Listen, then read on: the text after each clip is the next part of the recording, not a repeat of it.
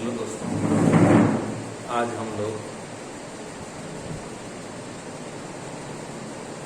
जन्म के बारे में पढ़ना जन्म जन्म के बारे में आप सबको पता है।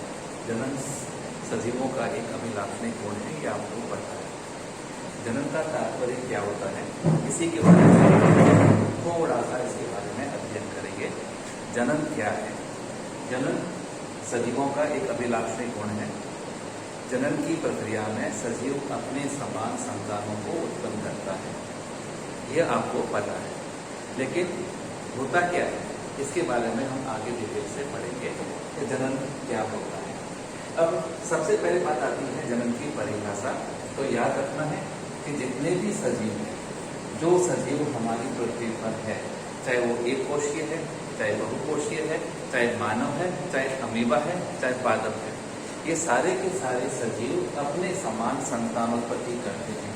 तो सजीवों के द्वारा संतानोत्पत्ति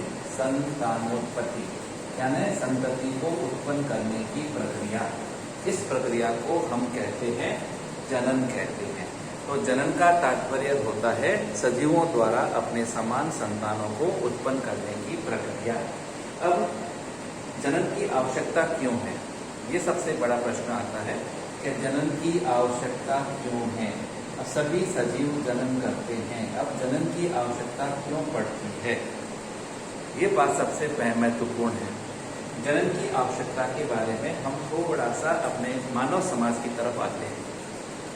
हमने देखा है कि मानव समाज के अंदर हमने अपने आसपास में कहीं सुना होगा कि कोई दंपत्ति है, उनकी संतानें नहीं होती है, तो उसके बारे में कहा जाता है कि इनका वंश खत्म हो जाएगा। अब वंश खत्म होना मतलब कि उनका नाम लेने वाला कोई नहीं रहेगा, यानी उनका वंश जो चल रहा है वो धीरे धीरे खत्म हो जाएगा उनकी मृत्यु के पश्चात। तो सभी सजीवों के अंदर यह एक प्रक्रिया होती है। इस प्रक्रिया के तहत वे जब जनन करते हैं तो जनन की प्रक्रिया के द्वारा सबसे पहला है कि वे अपने वंश की वृद्धि करते हैं, अपने समान दूसरे जीवों को उत्पन्न करते हैं, और अपने समान दूसरे जीवों को उत्पन्न करने के कारण उनके वंश की वृद्धि होती है, उनकी आबादी बढ़ती है, और आबादी को बढ़ाने के लिए जनन की आवश्यकता होती है। दूसरा है जाति या फिर जीवन। जो जाति है या जो जीवन है, इस जीवन की निरंतरता को बनाए रखने के लिए, निरंतरता,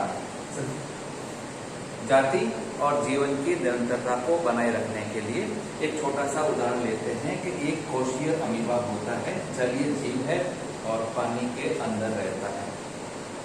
अब ये जीव क्योंकि एक कोशीय है, अतः इसके अंदर जब भी जनन की प्रक्रिया होती है तो यह एक कोशिका यहाँ पर दो नई कोशिकाओं के अंदर बंट जाती है, यानी दो नए पुत्री अमीबा बन जाते हैं।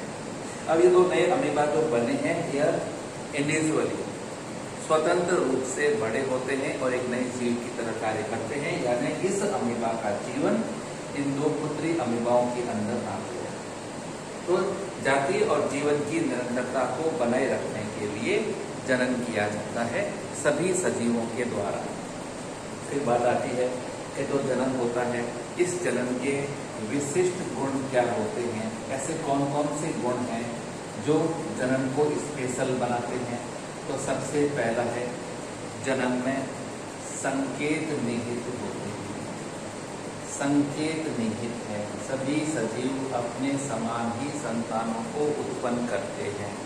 सभी सजीव अपने समान संतानों को उत्पन्न करते हैं, यानी ऐसा क्यों होता है, उसका कारण है कि जनन के अंदर जो कोशिकाएं भाग लेती हैं, उनके जीव द्रव्य में उनके अंदर डीएनए या आरएनए होता है, और ये डीएनए और आरएनए के अंदर संकेत है कि कौन सी संरचना बनेगी, कौन सा अंग बनेगा, जीव कैसा बनेगा।